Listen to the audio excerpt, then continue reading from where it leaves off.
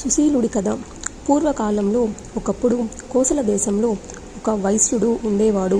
సత్యసంధుడు, శాంత స్వభావుడు, దగాలు మోసాలు తెలియనివాడు, దానదయ ధర్మశీలుడు, అసూయ లేనివాడు. అందరూ ఇతడి గుణగుణాలను మెచ్చి సుశీలుడు అని పిలిచేవారు. గుణాలలో సంపన్నుడే కాని ధనాలలో నిరుపేద. దానికి తోడుకు అధిక సంతానం. అడవికి వెళ్ళి కాయలు పళ్ళు ఏరి సాయంత్రానికి ఇంటికి తెచ్చేవాడు. అందరూ తలా ఒకటి తిని ఇన్ని మంచినీళ్లు తాగి పడుకునేవారు. పెద్దమ్మాయికి ఎలాగో కష్టపడి పెళ్లి చేశాడే గాని అల్లుడు కూతురు తన ఇంట్లోనే ఉంటున్నారు. వీరికి తోడు మనుమడు ఒకడు. ఎప్పుడూ ఇల్లంతా కేగోళ్ళమంటూ ఉండేది. మనుమడు ఆకలి వేసి ఏడిస్తే కోరింది తెచ్చి ఇవ్వలేక ఊరుకోబెట్టలేక సతమతమయ్యేవాడు.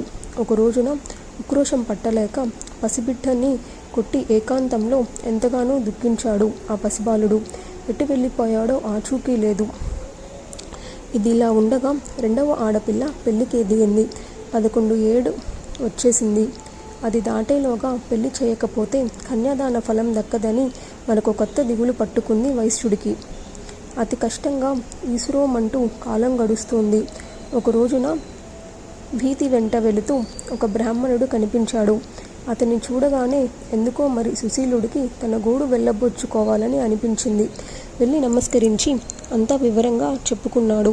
మహానుభావ, నాకేమీ అత్యాశలు లేవు. కోటానుకోట్ల రూపాయలు నాకు వద్దు. రత్నరాసులు బంగారు కాసులు కోరను. నాకు నా వాళ్లకు ఆకలిబాధ తీరితే చాలు.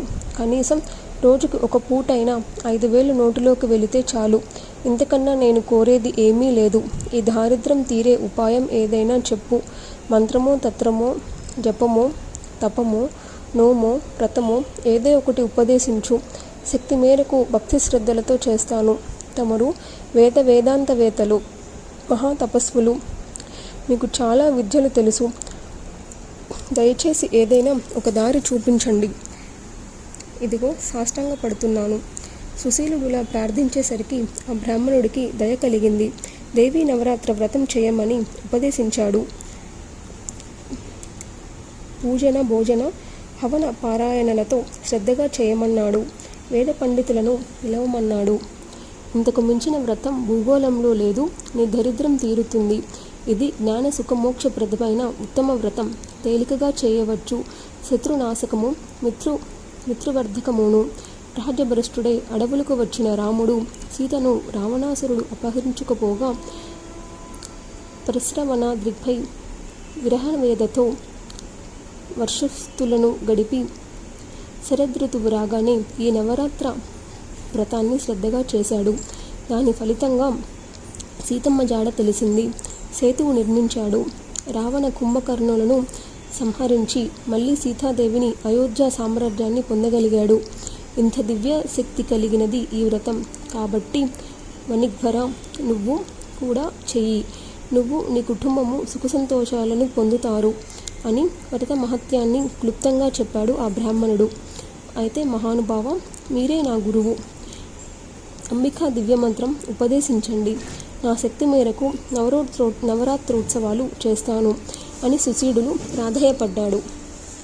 బ్రాహ్మణుడు ఉపదేశించిన మాయా బీజాక్షమైన దివ్యమంత్రాన్ని స్వీకరించి తదేక దీక్షతో జపిస్తూ శక్తి వంచన లేకుండా యథావిధిగా నవరాత్ర వ్రతం చేశాడు సుశీలుడు. క్రమం తప్పకుండా ఏటేటా చేస్తున్నాడు. 9వ సంవత్సరం నవరాత్రులు జరుపుతుండగా మహాష్టమి నాటి అర్ధరాత్రి జగదీశ్వరి ఆ సుశీలుడికి స్వప్నంలో సాక్షాత్కరించింది. అనేక వరాలను ప్రసాదించి కృతకృత్యుణ్ణి చేసింది. వ్యాస మహర్షి ఈ వ్రతాన్ని శ్రీరామచంద్రుడు చేశాడని ఆ విప్రుడు చెప్పాడు కదా. ఏ విధానంగా చేశాడు, ఎందుకు చేశాడు? రాజభ్రష్టుడయ్యుండని సీతని ఎవరు అపహరించారని అతడు అన్నాడు. ఆ విశేషాలన్నీ వినాలని ఉంది.